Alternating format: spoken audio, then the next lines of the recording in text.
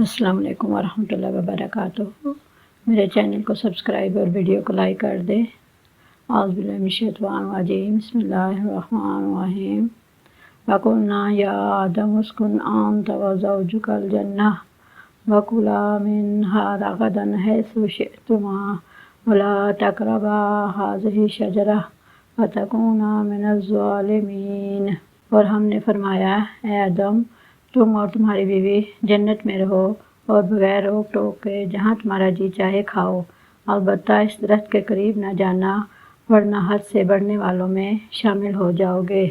فَأَزَلَّهُمَا الشَّيْطَانُ عَنْهَا فَأَخْرَجَهُمَا مِمَّا كَانَا فِيهِ وَقُلْنَا اهْبِطُوا بَعْضُكُمْ لِبَعْضٍ عَدُوٌّ وَلَكُمْ فِي الْأَرْضِ مُسْتَقَرٌّ وَمَتَاعٌ إِلَىٰ حِینٍ۔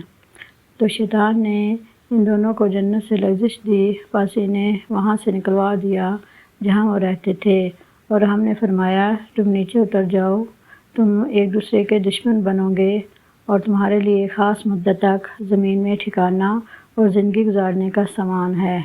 فَطَلَّقَا آدَمُ مِن رَّبِّهِ كَلِمَاتٍ فَتَابَ عَلَيْهِ إِنَّهُ هُوَ التَّوَّابُ الرَّحِيمُ۔ پھر آدم نے اپنے رب سے کچھ کلمات سیکھ لیے تو اللہ نے اس کی توبہ قبول کی، بے شک وہی توبہ قبول کرنے والا بڑا مہربان ہے۔